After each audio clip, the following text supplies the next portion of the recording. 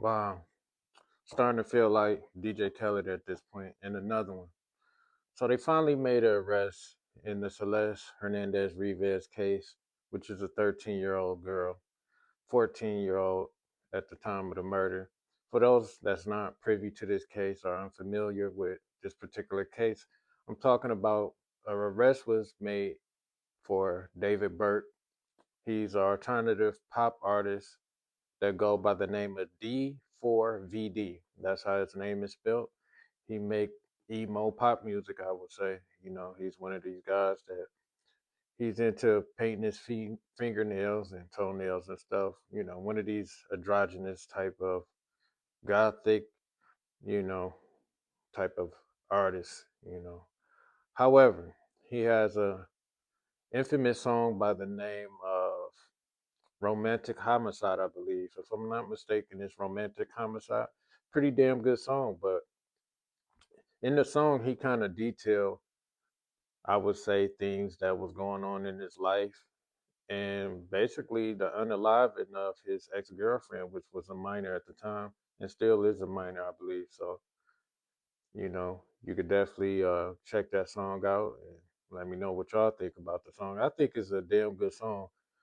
Me personally, I think the guy was actually talented.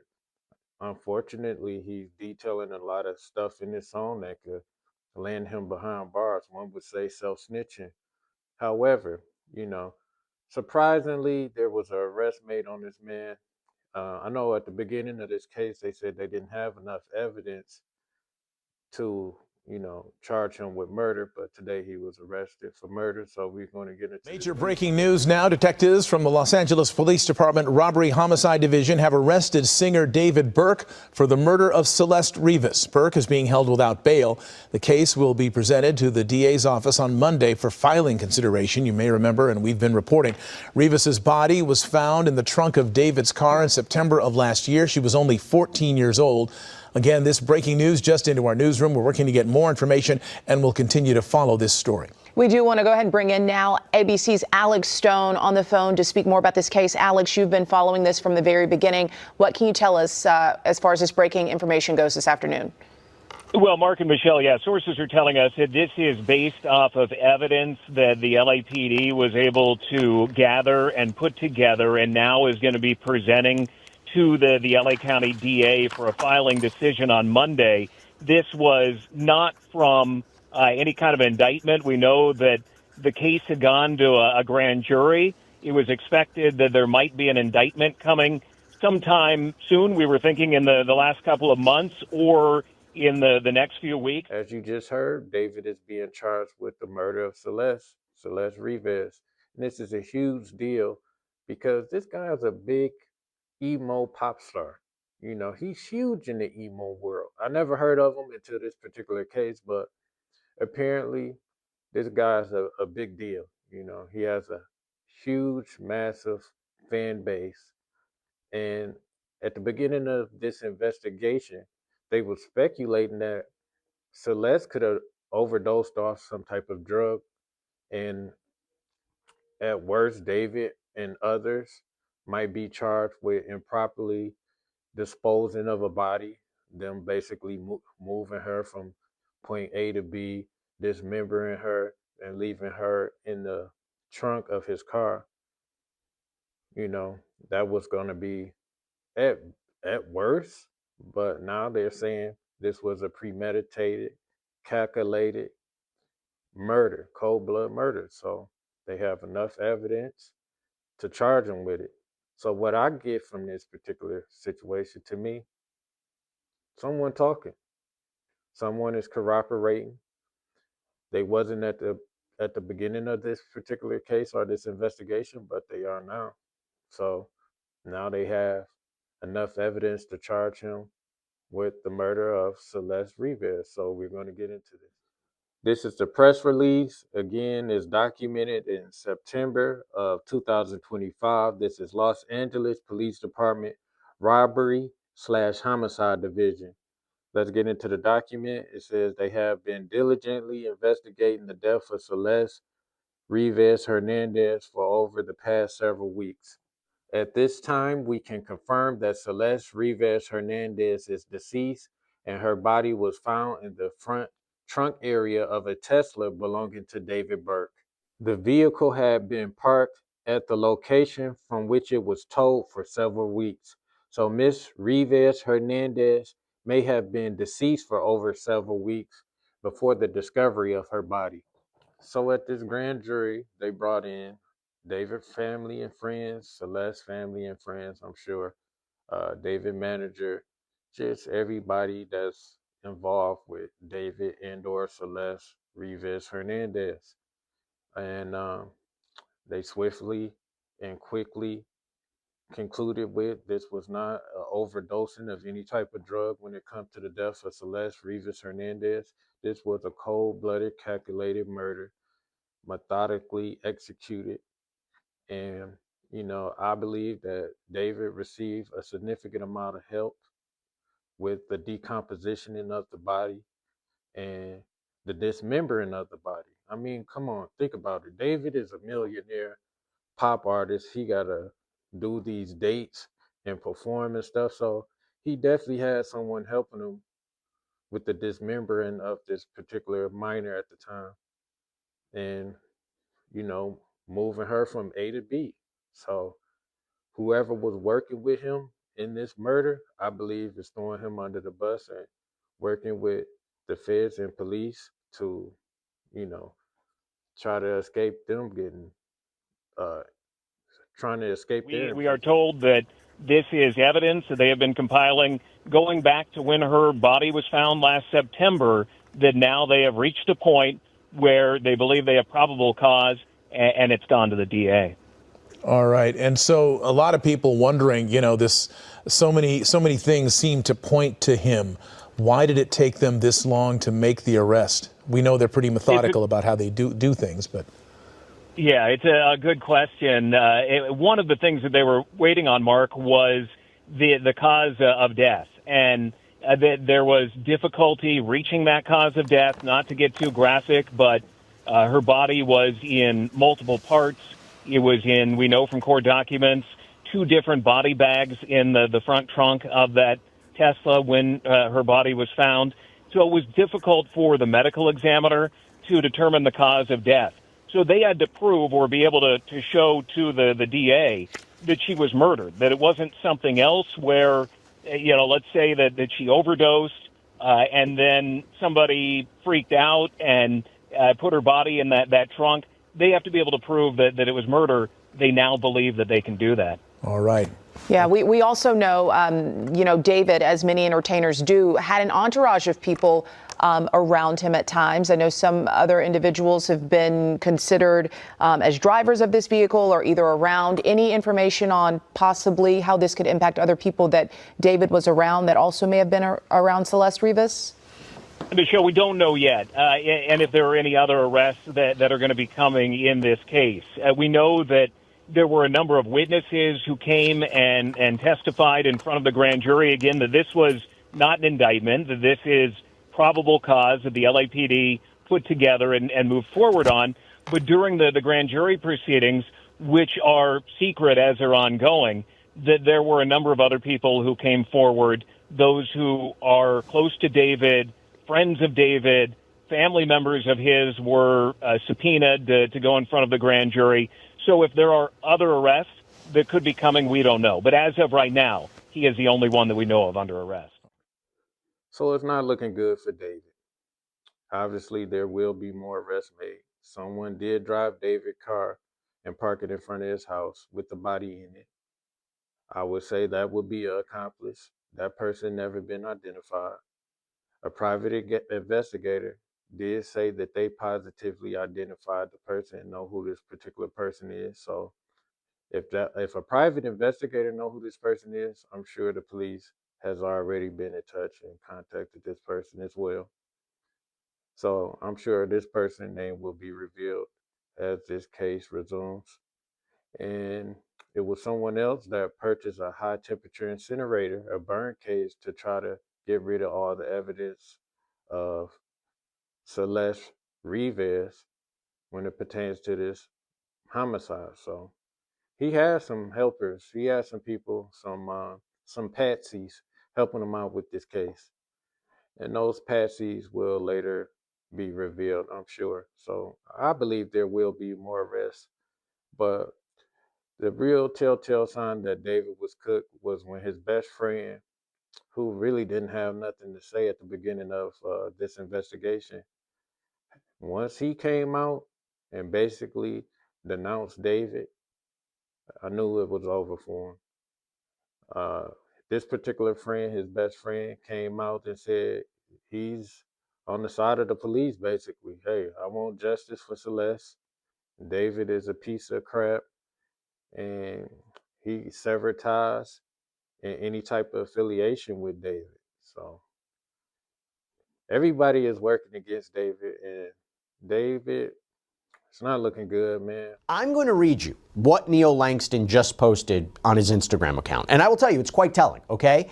And I'm curious why he posted it, why of all times right now. I'm going to try to put it into context a bit more, but this is important. This is a big development. So Neo took to Instagram with a series of posts. There was one that said, I understand due to my silence and the silence in general, it leaves a void of information that everyone wants to fill. But at the end of the day, this case isn't about me. It isn't about you.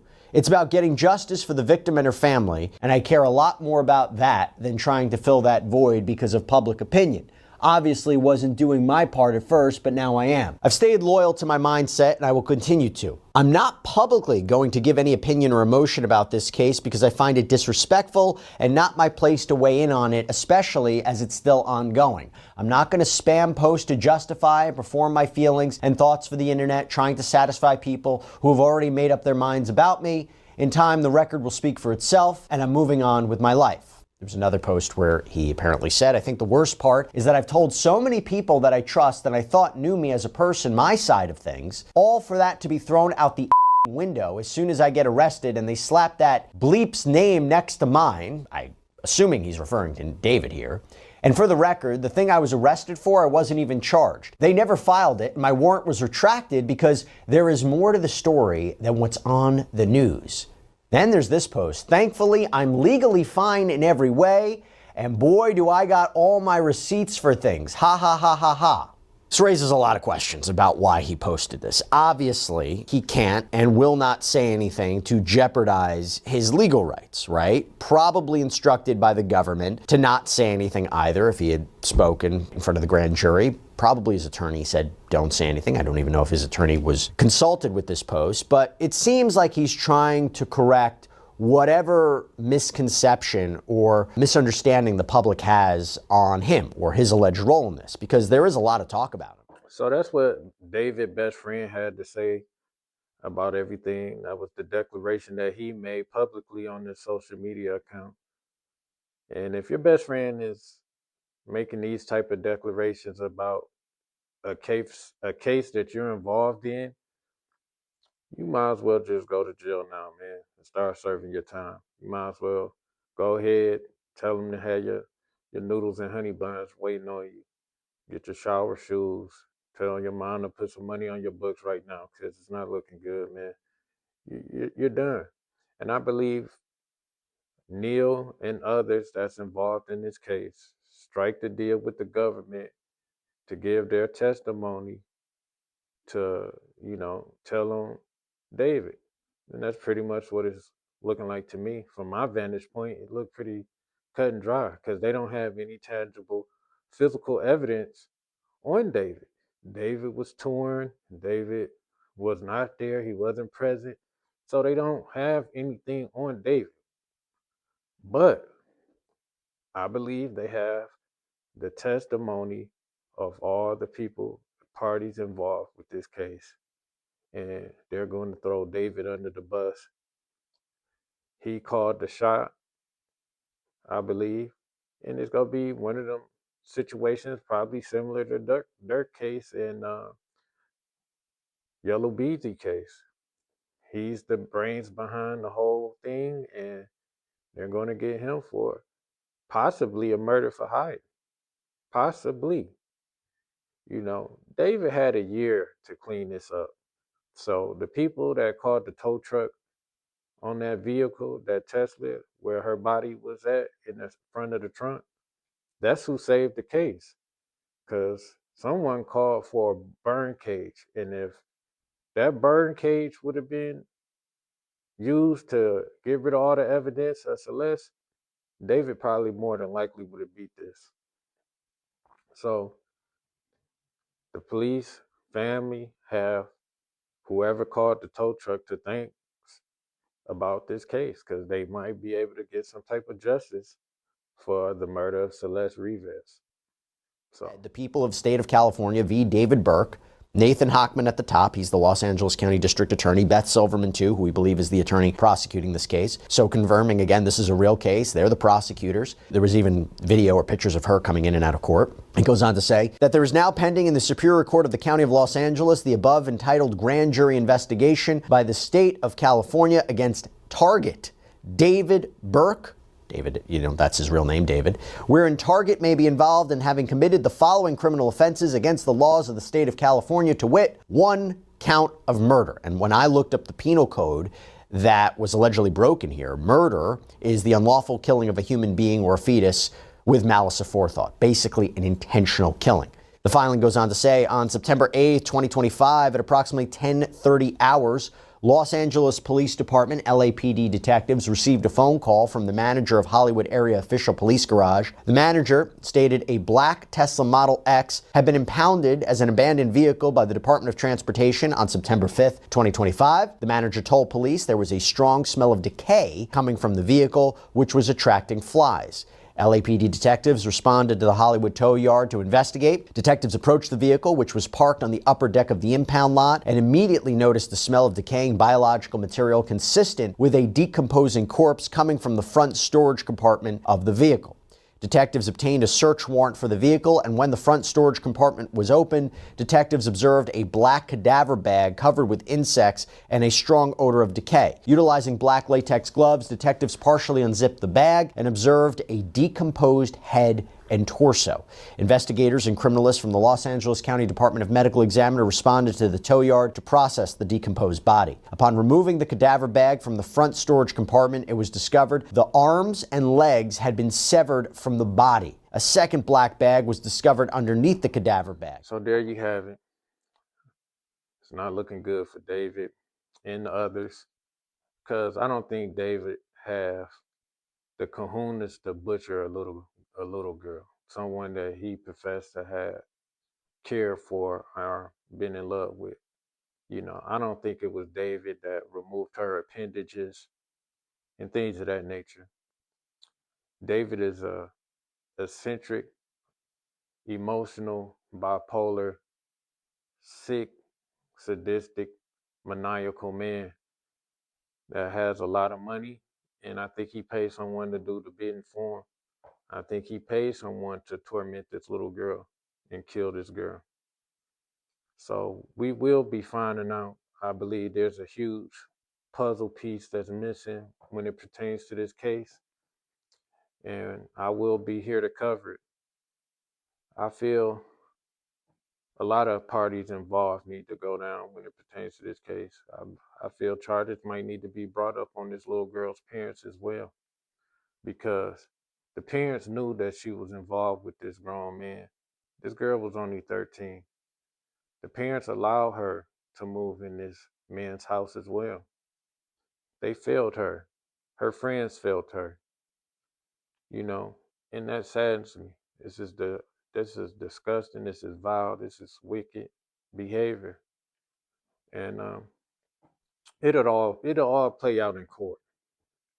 And I look forward to covering this case because this is one that they make movies about. You have our alternative pop artist found himself in a romantic relationship with a minor.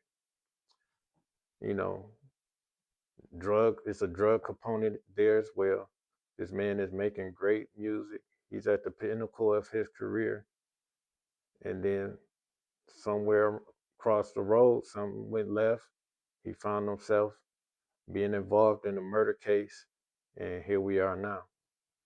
So, yeah, they will be making probably a documentary on David.